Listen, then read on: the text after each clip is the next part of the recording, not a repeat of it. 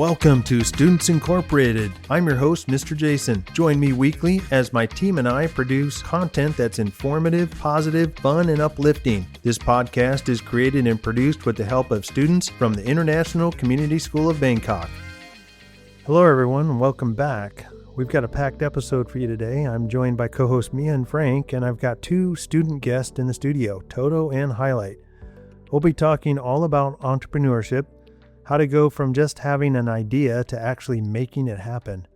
We'll cover some important steps, real challenges, and what it really takes to bring a business to life. Plus, we've got the next exciting part of our adventure story, Legends of the Yucatán Part 6, coming up later. But first, let's kick things off with our quote of the day and get some headline news. Our quote of the day comes from Guy Kawasaki. He said, "Ideas are easy, implementation is hard." This quote reveals a key truth in entrepreneurship. Anyone can come up with an idea, but turning that idea into something real and valuable takes effort, strategy, and persistence. It's a reminder that real challenge and the real reward comes from the execution of the idea. Building a business isn't just about creativity. It's about planning, testing, and refining, and also overcoming numerous obstacles. Entrepreneurs need to move beyond the brainstorming stage and take action, and that action will be challenging. And that's our quote of the day. Now onto some headline news with Mia. Thank you for our quote of the day, Frank. For today's headline news, we'd like to share about 3 upcoming conferences that focus on the topic of entrepreneurship and startups. According to travelperk.com, anyone with the entrepreneurial spirit, time on their hands, and a little money should start planning for one of these events. The first event is coming up this month. It's called the Startup Grind Global, and it will be held in Silicon Valley, San Francisco, California, April 29th and 30th. You can attend online or in person.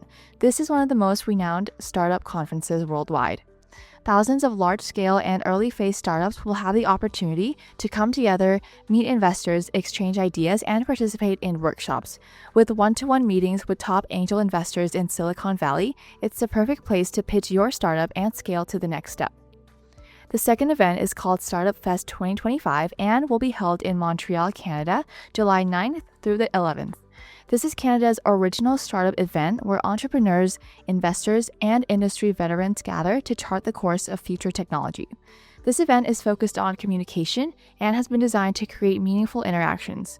There will be curated content for startup founders and investors, one-to-one meetings with mentors, investors, media exposure, investment opportunities, and more. This is a must-attend event, not only for Canadians, but for the global startup community too. And finally, the third event we'd like to highlight is called the World Summit AI. This AI Summit will be held in Amsterdam, Netherlands, October 8th and 9th this year. This event is for those looking to be on the cutting edge of AI development and innovation. The World Summit AI is the place to go to meet some of the brightest minds in the world of artificial intelligence and big data to discuss relevant topics like ethics, trust, privacy, and scalability. This summit will focus on human-to-AI interaction, innovation, and growth, bringing together the full AI ecosystem, including founders, CEOs, CTOs, doctors, data analysts, academics, and more. It's the perfect place to get in on the ground floor of future AI innovation.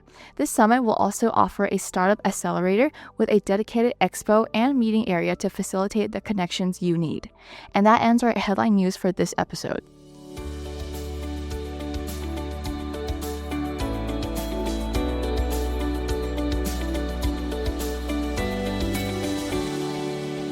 Thank you for the quote and headline news. This first segment is focused on the topic of executing an idea within the context of entrepreneurship.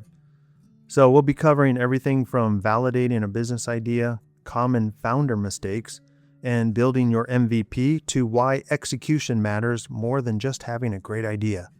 We'll even talk about the art of pivoting when things don't go as planned.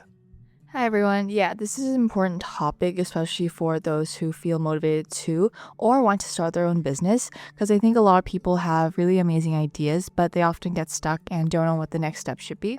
Yeah, and honestly, turning an idea into something real is a massive challenge, but that's why we're here, to break it down and give you the tools to move forward with confidence.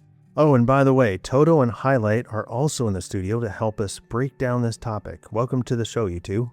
Thank you, and I really like this topic. It's an important discussion to have, especially with young and motivated entrepreneurs who want to start their own businesses. Yeah, thanks for having me on the talk about this subject. It reminds me of the project I did in your entrepreneurship class, Mr. Jason. Yes, it does, Toto. So let's start with the beginning, ideation or idea validation. Toto, when someone comes up with a new idea, what's the first thing they should do to figure out if it's worth pursuing?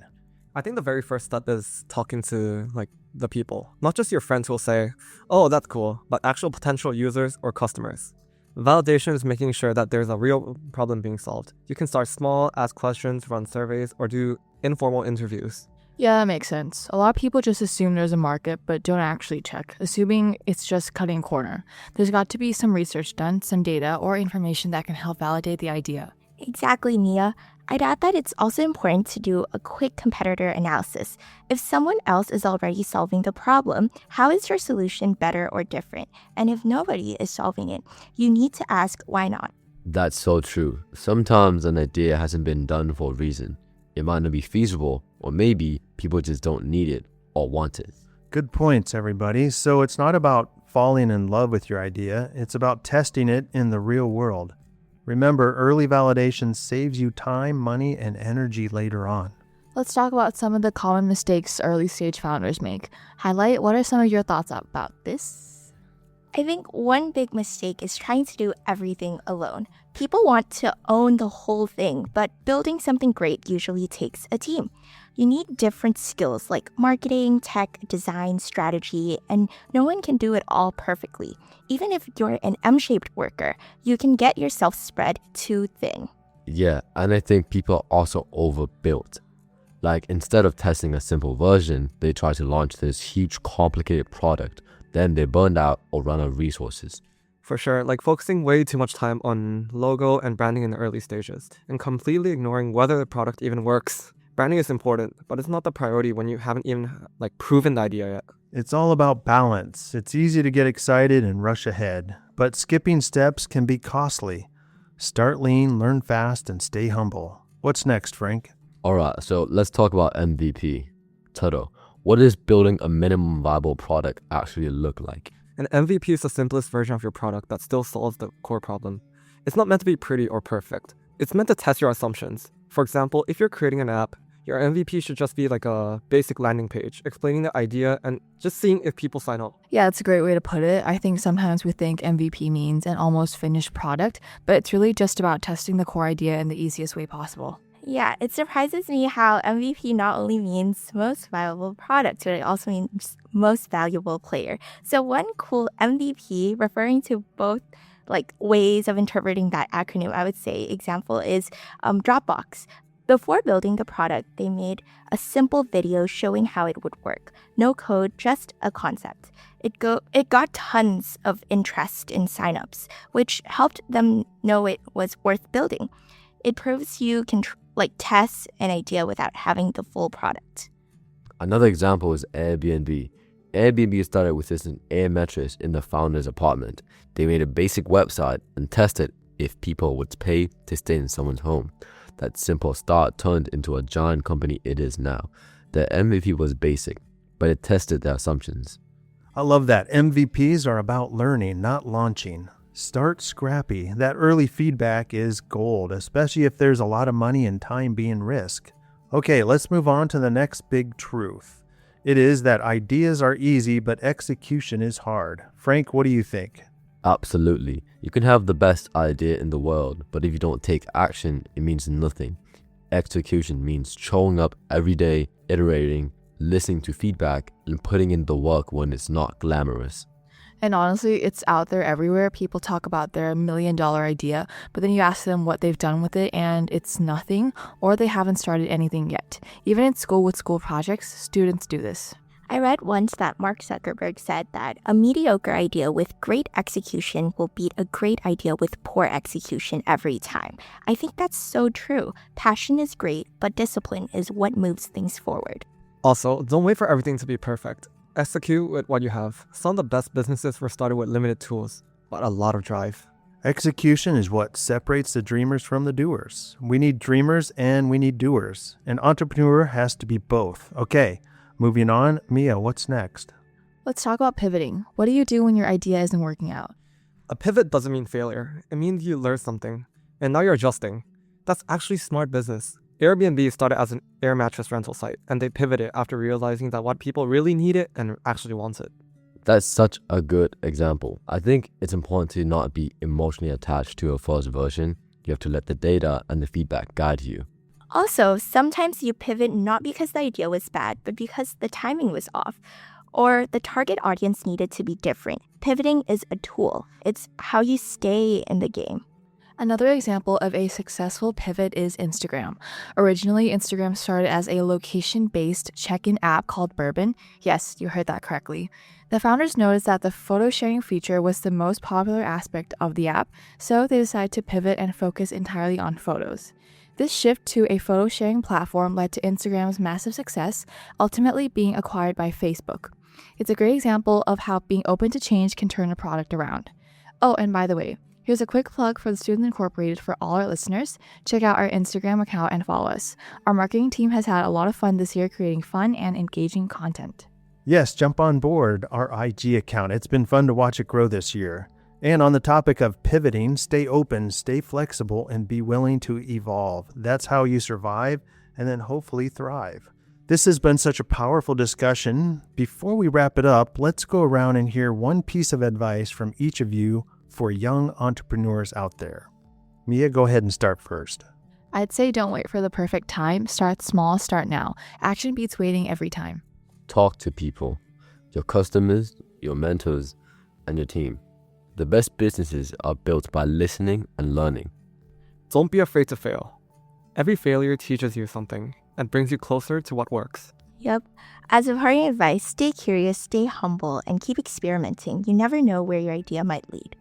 Well, thank you very much. That was brilliant advice all around. Thanks again to Mia, Frank, Toto, and Highlight. And to all our listeners, remember, it's not just about having the next big idea. It's about what you do with it. 1, 2, 3, 4. For all students who want to attend university, this announcement is for you. What's the SAT? Maybe you've heard of it? The Scholastic Assessment Test, or the SAT as we all refer to it as, is a standardized exam widely used for college admissions, especially in the United States. It measures key skills in reading, writing, and math, and is designed to assess a student's readiness for college-level work. Many universities use SAT scores as part of their admissions process, and strong results can also improve scholarship opportunities. Whether you're planning to study abroad or simply want to keep your options open, taking the SAT can be an important step towards your academic future. With the SAT coming up soon, now is the time to get prepared. Make sure you know your test date and location and gather everything you need ahead of time. Be sure to get a good night's sleep before the test and eat a healthy breakfast in the morning. The SAT can be challenging, but with practice and a calm, focused mindset, you can do well. Stay confident, stay organized, and show what you've learned. You've got this.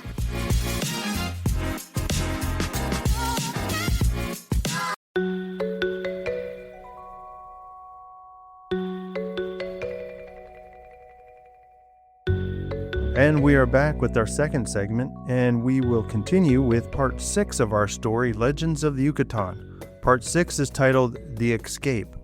If you missed parts 1 through 5, you can get caught up by listening to episodes 87 through 91. Legend of the Yucatán is a sequel to our Season 2 story, The Secrets of El Dorado. We released last year during episodes 55 through 64 in audio narration.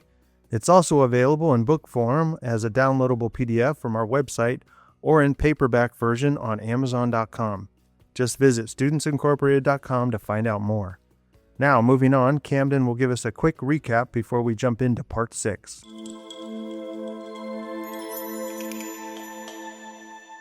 Recapping part 5, the cenote. The group tours Chichen Itza. Ava shows the others her pictures from the incident at the gala event, and David recognizes a familiar tattoo. David discovers that his brother has been kidnapped and demands are made for an exchange. And without further ado, let's jump back into our story, where we join our eclectic group of characters in their continuing adventure.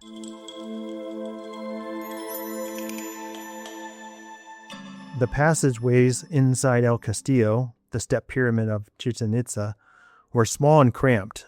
This once great structure from the ancient Mayan past held many, many horrible secrets, some that would never be told, and some that were too gruesome to be told, especially to children. The inside was dark, quiet, and still. Yes, the place gave us a sense of mystery. If a person was not careful, they could get lost, especially in the dark, as no light from the outside could enter. It was a sealed structure. Hawthorne, who was the last of the 5 people in line, David being the first, still marveled at the engineering of the structure as he moved through the passageways which led down.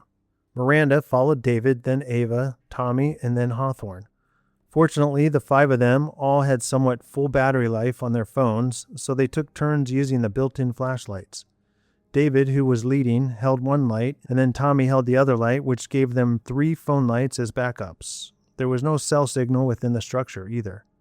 Hawthorne appreciated David's confidence and had a good feeling they would be in and out within 30 minutes. This would give the group time to investigate the hidden chamber David had mentioned. David, Miranda says quietly as she is following closely behind him in the cramped, downward, and winding passageway. This place gives me the creeps. How'd you do it last time with just your dive partner and you? I mean, your expedition seemed to have been high risk. I'm surprised the university endorsed it. David, not stopping, turned his head slightly so Miranda could hear him answer and said, I suppose that's why they hired me. I've done so many high-risk dives, this really didn't seem that different. However, now that you say that, maybe it was a bit more risky than usual. He continues, my partner and I carried all our own gear in and out of this place. And we did not have a way to communicate with anyone on the outside once we dove the cenote. The other 2 guys that came with us left us down as soon as they saw us put on our dive gear. I guess they were a little jumpsy and superstitious and didn't want to be inside this thing any longer than they needed to. Ava, who could somewhat hear David's answer to Miranda's question, then asked. So David, hoping David would hear her question, then asked, it seems we've been going down for a while now, and we've got to be getting close to the base of the interior of this thing. What's your estimate? Are we almost there yet? Miranda echoed Ava's question to David, who was walking and moving at a good pace. She also added, how will we know it when we are there? At that moment, they left the narrow and cramped passageway and entered into a large open space, or cavern.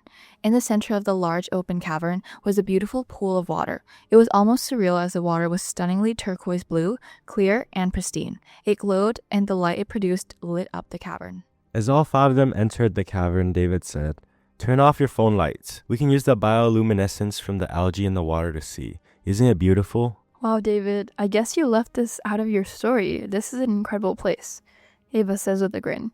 She then looks back at Hawthorne standing behind her and says under her breath, this place sure beats the tunnels on Old Man Sutter's property. Hawthorne laughs quietly and nods his head in agreement and says back to Ava, a place I'd rather not revisit, that's for sure.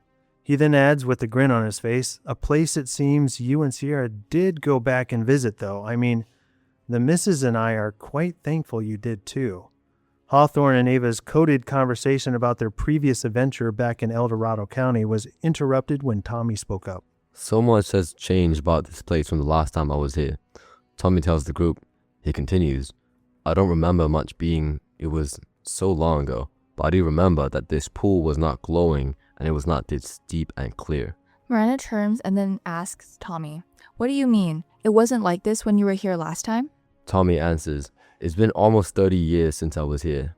And no, back then it was just a dark and dank cavern. Tommy then looks at Hawthorne and asks, what do you think? Maybe there's an underground spring or river that eventually collided with a cenote pool here, and well, opened up, creating a deeper chasm and bringing in the algae and more fresh water. Tommy continues, and there used to be a ground level entry-exit point to this cavern from the outside from many, many years ago, when archaeologists were still studying the interior. I've only been through it once, way back in the day, but it's been closed back in, I think. That's probably why the park ranger had us enter from the top. Well, at least we get some exercise. Hawthorne replies, you've got a good memory, Tommy. I had totally forgotten about that other entry point down on this level, and your theory about the underground spring and river could be true. There's got to be fresh water source circulating from the cenote, otherwise there wouldn't be that algae and fresh vegetation. He then asked David a question. When you dove this pool, did you and your partner feel any underwater currents? David answered and said, yes, the deeper we dove, the current got stronger. He then says, my partner and I assumed there was an underground river under this place, but didn't want to risk exploring any more than we had to at that time. We were not prepared for that type of diving. That's when we called it quits and came back up to the surface, took off our gear, and then discovered the hidden passageway to the chamber, just over there. David then points to the far wall opposite of where they were all standing. Come on, let's go and I'll show you as we don't have a lot of time left.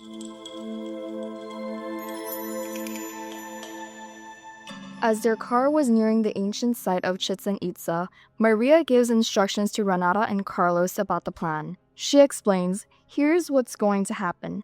The other cartel guy in front of us in the old pickup truck is going to pull off the main highway close to the other main parking site by the El Castillo. You know, the big pyramid, and wait. Our driver is taking us to the Grand Museum first. That's when you, Renata, are going to take this small black bag, the one in the jade jar is in, to the front reception desk. Drop it off with the desk clerk and attach this note to it. Maria points to a note that says, to Mr. Silva, welcome to the Yucatán. Enjoy your stay.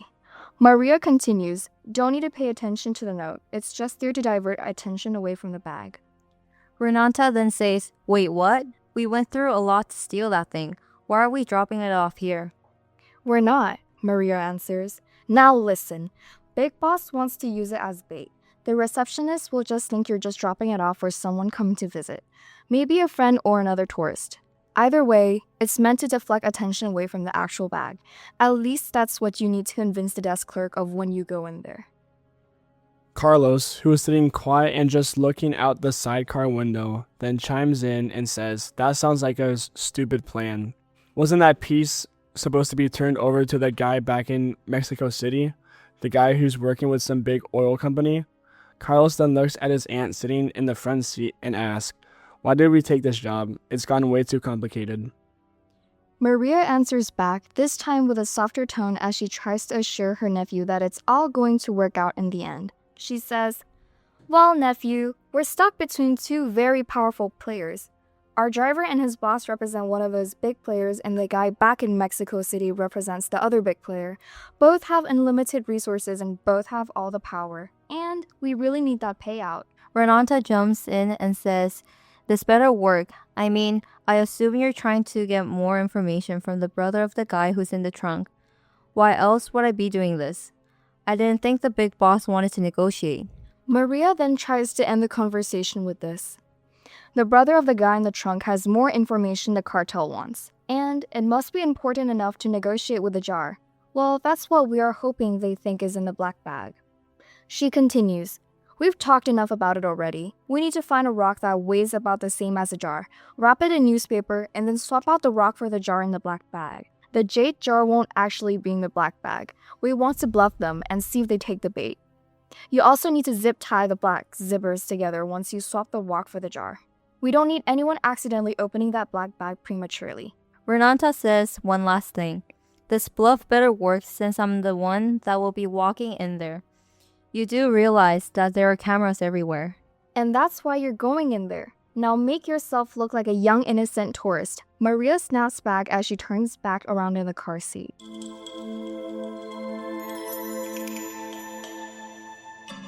The hidden chamber was dark and dusty. As the five entered the space with David leading the way, they were in awe at the contents that were hidden within. Troves of old artifacts filled the chamber, from well-kept and decorated old pottery pieces and jars filled with coins, to other gold and precious metal decorations and ornaments that dated back to when the Mayan people inhabited this land. El Castillo, or so it seemed, was not just used as a spiritual place of worship and sacrifice, but it seemed to also be used as a place to hold Mayan treasure. The team of five, Tommy, Hawthorne, Miranda, David, and Ava, worked fast to document and take as many photos of different pieces as possible. They knew that they could not carry anything back out with them. However, with the others in agreement, Tommy and Hawthorne wanted to take several small gold and silver coins back out with them as physical proof so they could show the proper authorities at some point. They all understood what was at stake if the information about this hidden treasure chamber got out to the wrong people. And there was still concern for David's brother. David still had not decided about how much detail he was going to give the guy on the other side of the phone once they were back outside of the pyramid. He still had time to think as the group was getting ready to leave the inside of the Castillo. Meanwhile, the other cartel driver of the old pickup truck had parked just off the highway near the main parking lot of El Castillo. The driver got out of the truck and looked into the brush and undergrowth near the road. He made a motion with his hand and whistled. Moments later, 2 guys appeared, having been waiting just off the road and out of sight. They were armed and looked angry and ready. There were now 3 of them. After a brief conversation, they all walked back into the underbrush just out of sight of the road and parking lot and headed directly toward El Castillo, which was less than 100 meters away.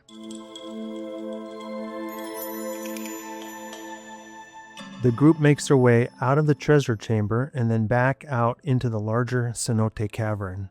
They meticulously put many of the stones and rocks back in place to cover the hidden passageway once again. This took a little longer than they had hoped for. Hawthorne, who was now standing closest to the corridor they had come down just a short 30 minutes earlier, says to the group, "Let's head back out. I can lead this time with my phone light since I've got a full battery." With that said, the group of 5 exit the glowing cenote cavern and make their way into the narrow and cramped corridors that had led them down to the bottom. They now must take the same path back out. All of a sudden, Miranda, who was following right behind Hawthorne with the other 3 right behind her, grabbed Hawthorne's arm from behind and stopped abruptly, which made Hawthorne stop as well. She then said in a whisper, "Do you hear that? I hear voices. It sounds like someone's coming this way." Tommy, who was following right behind Miranda, says, "Why are we stopping?" Tommy then watches as Miranda puts her finger to her ear, then points towards Hawthorne into the darkness, as if to communicate that she hears something in the corridor up ahead. Tommy then turns around and whispers to David and Ava, who are behind him. Miranda and Hawthorne stop because they heard something ahead. David then whispers through Ava toward Tommy and says, "Well, maybe it's the kid park ranger coming to check on us down here." Ava, who was visibly getting more nervous the longer they stood still in the small narrow corridor, then says, "I doubt that kid is going to come looking for us down here. We haven't been gone that long, and he gave off the impression that we were his biggest inconvenience of the day." At that moment, a faint light coming from up ahead in the corridor was slowly getting brighter against the stone wall it was reflecting off of. Hawthorne could hear the voices now. It sounded like there were 2 people talking to each other, maybe 3. He quickly asked Miranda in a whisper, "What do you think? Should we wait here and meet whoever this is coming toward us in the corridor, or turn around and have David take us back down to the cenote cavern?" Miranda immediately responds and says, "We should turn around and go back now. I hear their Spanish and the way they're talking to each other, well, they sound quite serious. I don't think this is anyone we know, and no one else is supposed to be down here right now." Miranda then turns around facing Tommy now. She says in a whisper, "Go back down, go back down." Tommy could tell Miranda was serious by the tone in her voice and by the look on her face. So without questioning her, he turned around and motioned to Ava and David to go back down to the cenote cavern, and quickly. David turned around and with the others following, immediately started fast walking back down the way they had just come. He was thinking, but did not say out loud, "What are we doing?" Then he thought, "I trust Miranda's instinct though." A few minutes later, the group enters the large cavern again, and they are right back where they came from. Hawthorne, who was last to enter, says to the others, who are now huddled around each other, trying to come up with a plan, "We have maybe 5 minutes tops. Whoever's coming down that corridor is moving pretty fast, and they'll be here shortly. What's the plan?" David, without hesitation, then says, "Wait, I have an idea, Professor." Yeah? Both Professor Hawthorne and Prof. Tommy answer at the same time.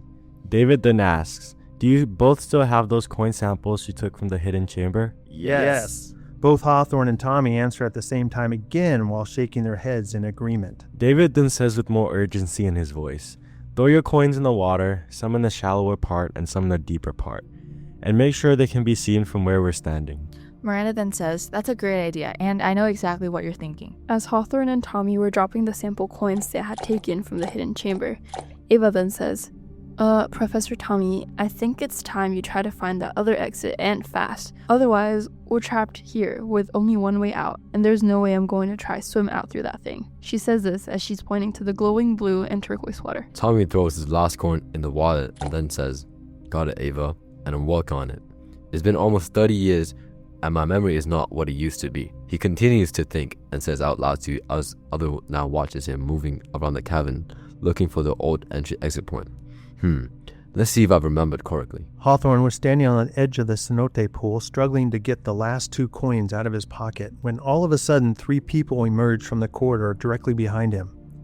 He quickly looked at Ava, who was about an arm's length away from him, and then turned around, squarely standing face to face with the young park ranger who had obviously been smacked around a few times. The young park ranger, who had been quite rude and distant to the group a mere 40 minutes earlier, was now standing there looking directly into Hawthorne's eyes, scared and trembling like a small child. He had a large red mark on the side of his face, maybe from where he'd been hit or smacked by one of the cartel members who had escorted him down into the pyramid. Both cartel members had weapons, one more lethal than the other. It was obvious that the one cartel member who was holding the long gun was older and in charge, as he was shouting out commands in Spanish to the other. The other cartel member was holding a worn-out machete and pointing it in the direction of Ava. Hawthorne and Ava stood still, motionless, not wanting to escalate the situation. They both understood some of the commands being given in Spanish, but did not want the cartel members to know that they understood them. So they played dumb, with faces of confusion. Miranda, looking back and over at where Tommy and David were and hoping they had located the old ground floor exit passageway, slowly started walking over to Ava with her hands up in the air and speaking softly in Spanish. She says, "We are only scientists and professors. We are here at the request of our university and with permission from the park administrators." Both cartel members stood behind the young park ranger, using him as a shield and hostage, and threatening him by pressing the barrel of the long gun against the kid's back. As Miranda was trying to find her next words, hoping they would be strategic and calm, she noticed that the cartel member, the one holding the gun, was now looking down toward Professor Hawthorne's left hand. Professor Hawthorne knew exactly what the cartel member was looking at. The cartel member's flashlight was still on and it was pointing at Hawthorne's hand. The coins in Hawthorne's hands, the ones he struggled to get out of his pocket a moment ago, were now shining and glittering from the light of the flashlight. Hawthorne, directing his gaze back and forth between Miranda and the cartel member, listened as the two seemed to be arguing. Not understanding word for word, Hawthorne did figure out they were arguing about the coins and the potential of more treasure. While the verbal exchange between Miranda and cartel member was happening on the opposite side of the glowing blue cenote, Tommy and David had quietly found the old and partially usable exit corridor. It was full of cobwebs, dark and damp. This small exit corridor was used almost 60 years ago when archaeologists and researchers were still studying the inside of the pyramid. Researchers breached the walls of the pyramid at ground level to assist with getting in and out of the pyramid quickly, instead of having to enter and exit from the top. The exit corridor was just big enough to squeeze through, one at a time, with the hopes that the gate on the other side, which led to the outside of the pyramid and daylight, was not locked shut. Tommy looked at David and then said quietly, "I think you should go first. Here, take this rock." Tommy picks up a medium-sized rock off the ground and puts it in David's hand. Go quietly into the corridor while they're arguing over there. See if it leads to the gate. If it does, use this rock and try to break the lock, which is on the inside of the gate latch. Then come right back in the middle if it's open. We can then figure out how we are all going to escape this situation. David looked back at Tommy and said, "Don't let anything happen to her. Don't let anything happen to any of them. I'll be right back." He then disappeared into the dark small corridor with the rock in hand. After David had entered the corridor, Tommy then stepped in front of its entrance to obstruct his view in case either of the cartel members suddenly gave notice to what he was doing on the far side of the cenote. Thankfully, the argument between Miranda and the two bad guys was still happening, and their attention was still on Hawthorne and what he was holding in his hand. So Tommy stood there, still and quiet, not wanting to attract attention to himself or the fact that David would be returning soon with either good or bad news. Hawthorne, now impatient with the entire situation and noticing the arguing was starting to escalate, interrupted both Miranda and the cartel member by holding out his hand toward the scared park ranger kid. The professor had 3 silver coins and 2 gold coins in the palm of his hand. The coins were shiny and reflected the light of the flashlight. The cartel member stopped talking mid-sentence and just stared at the coins. Hawthorne looked over at Miranda and nodded his head as if to say, but without really saying it, "Go ahead and tell him the treasure is in the cenote, all of it." Miranda immediately said, "If you want to know, this was the secret cenote where the gold mask was found, and there's a lot more items in the pool, coins like the ones the professor is holding, see?" She then points toward the beautiful glowing and clear blue water and to the spot where Tommy and Professor Hawthorne had dropped some of the coins earlier. Some of the coins could be seen under the water from the surface, and others had slipped down deeper into the area of the cenote with the strong current. She continues, "Look, there's a lot of treasure down there in the water. Can you see it?" Miranda noticed that the cartel member, the one with the long gun, the one that had been arguing with her, seemed to be mesmerized, in a trance, by the coins he was now seeing in the water. He was quiet and peering down into the water. Miranda could tell he was thinking about how to get the coins out of the water. Hawthorne knew this could be the group's opportunity to escape. He met eyes with Ava and mouthed the words, "Be ready." At the same time, Tommy heard two faint bangs coming from the exit corridor. He knew David must have found the exit gate and was now trying to break the lock on the gate with a rock. Tommy crossed his fingers, then looked up, and they made the sign of the cross gesture from his forehead to his stomach, then shoulder to shoulder. Then, and to everyone's surprise, the cartel member who was holding the long gun used it to push the park ranger kid toward Ava as if to gesture, "Here, he's your problem now." The cartel member then pointed the gun at Hawthorne, Miranda, and Ava and the kid, and moved the gun barrel back and forth frantically from one person to the other. He then motioned for them to move out of the way and stand closer to the cavern wall. Ava, grabbing the kid park ranger by his wrist, directed him toward the side cavern wall, away from the edge of the water of the cenote, and away from both of the cartel members. Ava could tell the guy who was in charge had one thing on his mind right now, and that one thing was how to get the coins. She could see it in his eyes. She could tell he was now trying to figure out how he was going to retrieve all those coins he could see in the water. These were the gold and silver coins Hawthorne and Tommy had thrown in right before the cartel members entered the cavern with their very scared young hostage. Miranda, who was now standing next to Ava and the kid, was trying to listen to the conversation both cartel members were having between each other. The two guys were now standing on the edge of the cenote and discussing how they could collect all the coins themselves. Miranda knew that both these guys, seeming to be lower-level members of the cartel, wanted to take advantage of this new situation for themselves. She could hear it in their voices. They were excited. She could tell they were now more interested in collecting the coins for themselves than caring about what the five of them were doing.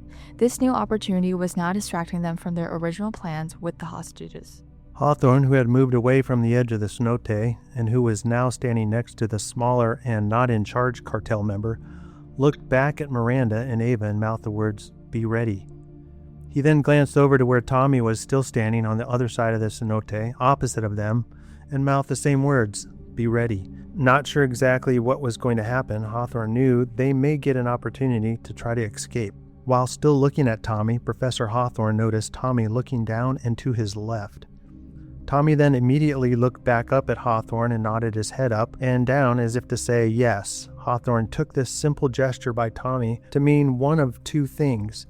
Either Tommy was acknowledging that he was ready, or that David had succeeded in finding the old exit tunnel corridor and it was feasible to escape.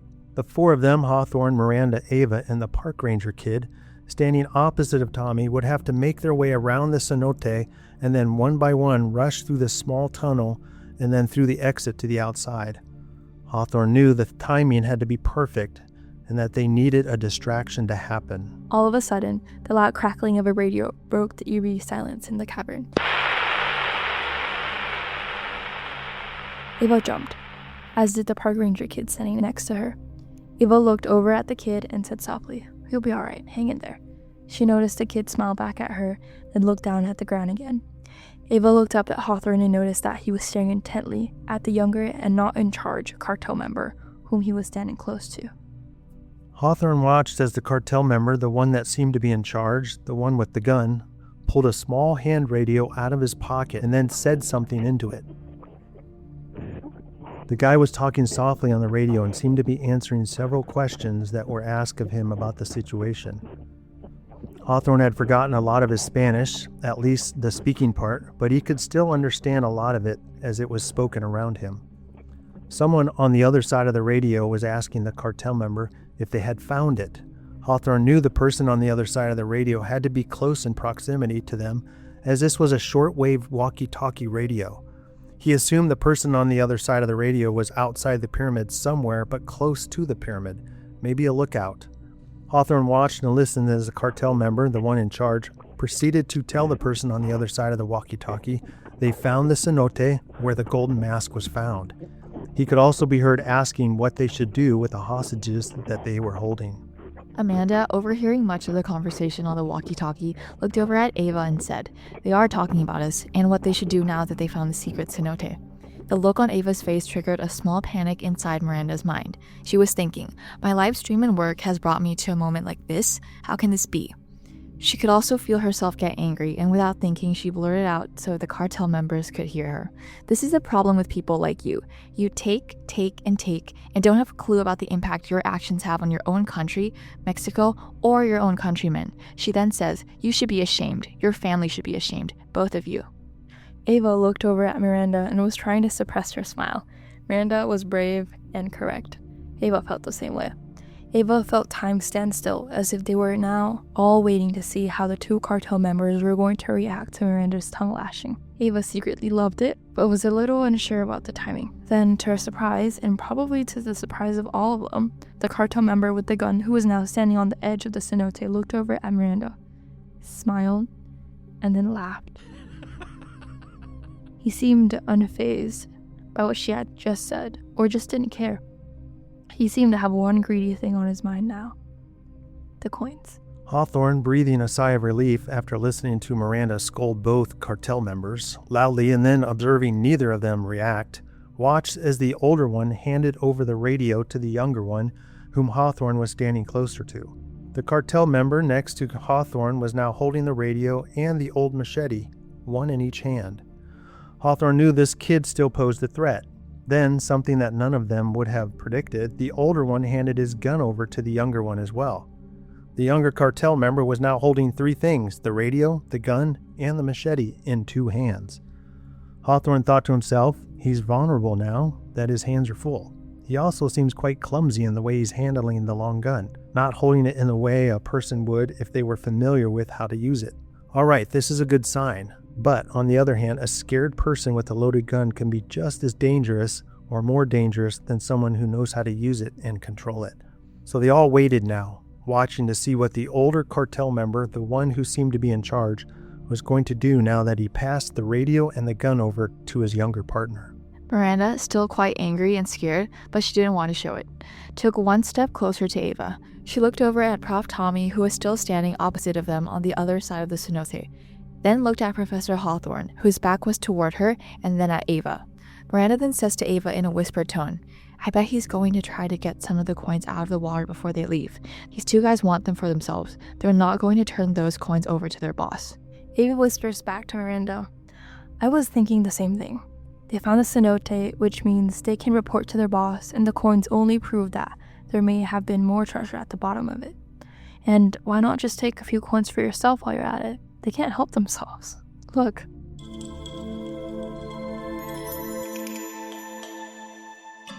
Maria heard part of the radio conversation between the driver and a person on the other side of the radio.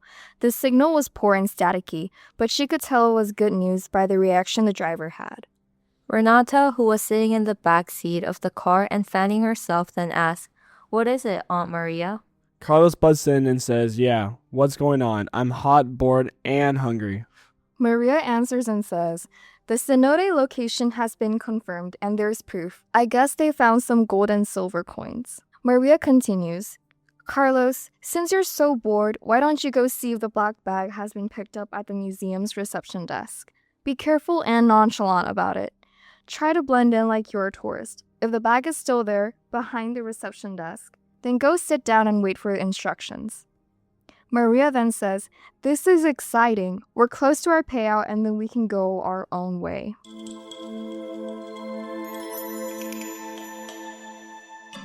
After watching the older cartel member who seemed to be in charge hand over the radio and his gun to the other cartel member, Hawthorne again looked over at Tommy and again mouthed the words, Be ready.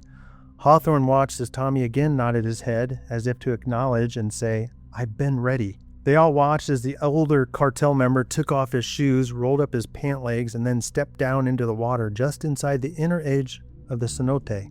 Under the water and around the inner rim of the cenote was a narrow rocky shelf that ranged from 2 to 3 feet deep. If a person stepped off the shelf, the ground drastically went deeper as it was steep, somewhat muddy and very slippery, and that person would go under. The rocky ledge was easy to stand on, but if you were to step off the ledge, you would have to swim to get back, as there was not a good place to get foot traction under the water. The coins that Hawthorne and Tommy had thrown into the cenote, some of them had landed on the rocky ledge, and some had landed deeper and further out, though still visible. The only other person in this group that had been in that water was David, and he had said it was a difficult dive, mainly because of the strength of the underwater current, especially if you swam out into deeper areas. The water was crystal clear, and a person could almost see all the way to the bottom, which gave the impression that the cenote was not as deep as it really was, nor could you see the current that lurked beneath the surface. Hawthorne watched as the older cartel member sloshed around on the inner rocky ledge, trying to pick up the gold and silver coins, the ones that were easy to grab. He would occasionally walk back over to the younger partner and hand him 1 or 2 coins as he picked them up out of the water. The younger partner, whose attention was mostly on what his older partner was doing now, looked more relaxed and confident.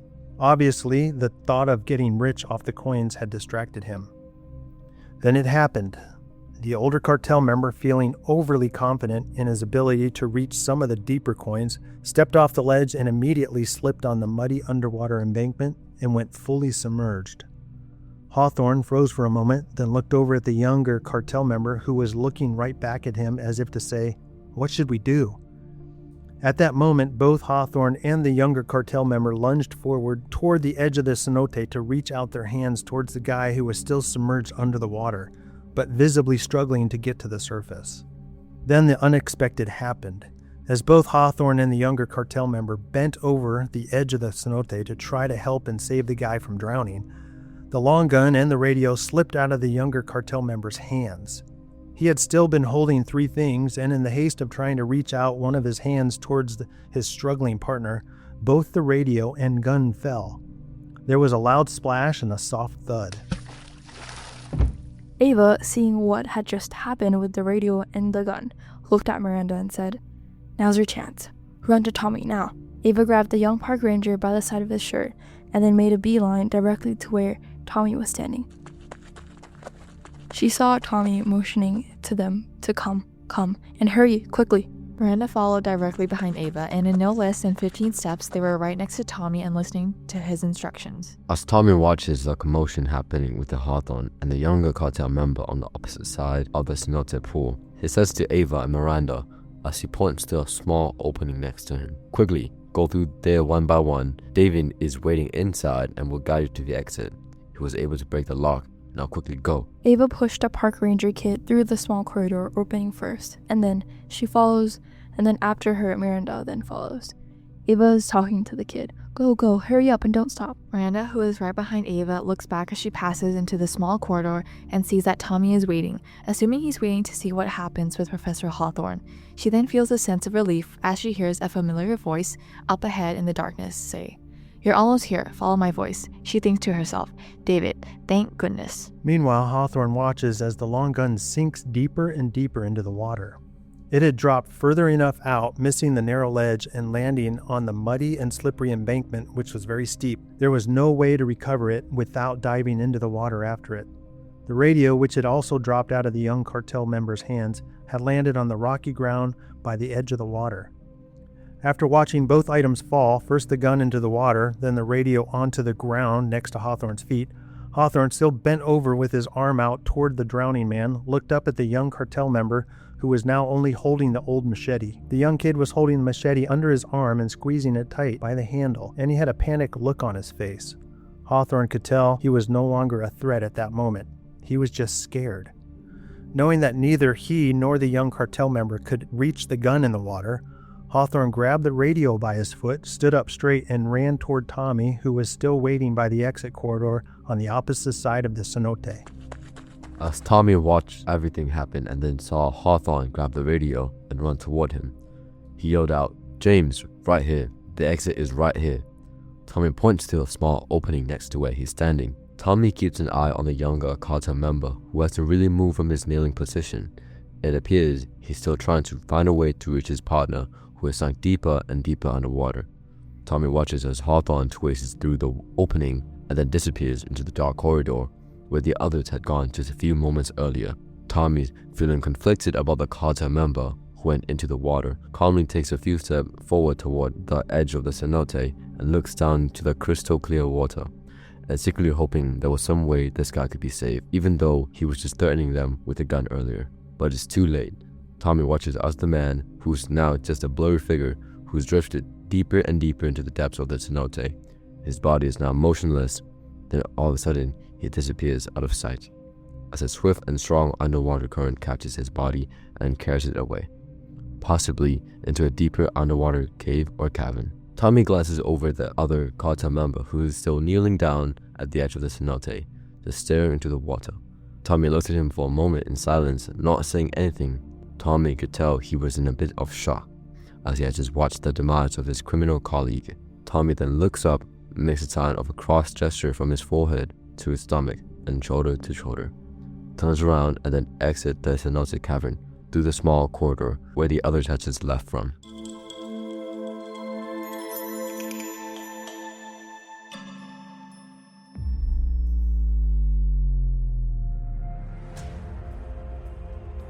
And that ends part 6.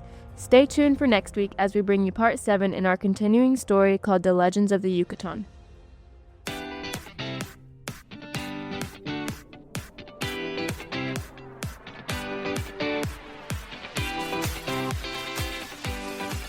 As we end this episode, I'd like to remind everyone from our first segment that ideas are everywhere. But what sets an entrepreneur apart from other people is his or her ability to follow through on that idea and create a business out of it, from idea to execution. Also, keep listening as we bring you another exciting part of our adventure story next episode. And as always, this podcast would not be possible without the hard work and support of our international student production team. All music and sound effects are courtesy of Pixabay.com, a vibrant community of creatives, sharing copyright-free images, videos, and music. And we are signing off until next time. We are Students Incorporated, because your voice matters.